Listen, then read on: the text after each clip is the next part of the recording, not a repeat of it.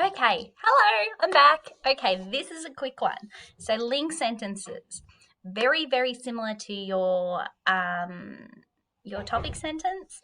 So not super complicated. One sentence that basically ties up what you said in the paragraph back to your original argument and back to the contention. How do you connect to the contention? Keywords, always the keywords. Okay, so your link sentence is one sentence in your paragraph that ties everything up and ties back to your main argument. Here is my example. This culminates in the suffering of the innocent, both human or animal in nature, as they must live under the authority of figures who contribute to and further the brutal nature of conflicts. Because remember, I'm saying that humans love violence, humans love conflict, and thus humans bring suffering, and it's kind of inevitable. As such, the innocent's suffering can ultimately be perceived as inevitable. Okay, so that's a link sentence. Mine has two sentences. It's okay if yours is just one. I'd probably prefer one, but it started getting a bit long and I was like, no, I don't. This sentence is too long. I need a full stop.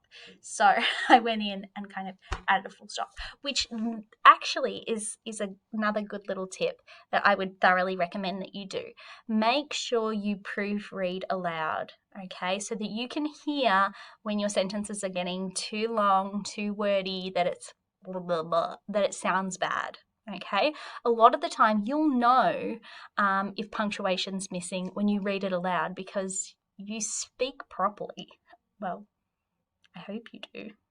Most of you do. So read your piece aloud and hear when your sentences are going on too long and they need some more punctuation. That's it for this video. Oh my god, this video is tiny. All right, I'll see you in the... Actually, no, I'll just make it all one video. Why not? Why not? Why not? Okay, let's look at conclusions. Easy peas. All right, so conclusions. Oh, sorry, this is what it looks like altogether. My mistake. I needed to do that bit. Okay, so this is what it looks like altogether. And yes, it does look a little long, but hey, you're big kids now. You've got to write proper essays. They are a little bit longer than your Year 7 essay. Get used to it. But can you see how it kind of all blends together, that I'm not starting new sentences, with new, each section doesn't need a new line or anything like that. It's all one paragraph. It all goes together. And you can also see that I've got way more blue on average than pink. Why? Because explanation trumps evidence, okay? Put more depth, put more information into your explanation than you are putting into your evidence because it's worth more, okay? All right. Oop. Why isn't it changing? There we go. All right, so what do you do then? You do those steps for each paragraph, okay? That what we did in paragraph 1 in terms of teal, you do in paragraph 2, 3, 4, 8, whatever, however many paragraphs you have. I would say for an essay that's written under 2 hours, I would probably say 3 paragraphs would be enough. 2 paragraphs might be a little bit stingy unless you had 2 really great paragraphs in really good depth. You could do 4 paragraphs. I've seen kids do 4 paragraphs and it works out quite well. Just make sure that you're giving enough depth to those others if you are going to add an extra one. All right. And here's conclusion. So conclusions are really easy because it's basically something that we've already done before. Conclusions have exactly what your intro has. Title, author, contention, argument. Tacker, easy, okay? The only thing that you really want to make sure is that it doesn't sound exactly the same as your intro, okay? Because no one wants to read the same thing twice, especially me.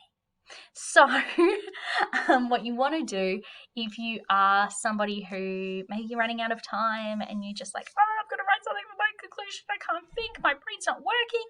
Okay, calm down, go back to your introduction, read that, reword it, okay?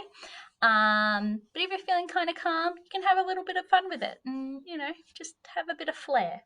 So here's mine.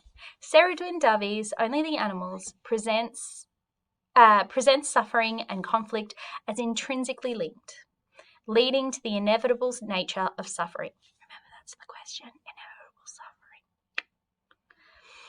This is exhibited through the cruel nature of life in a conflict, and the manner in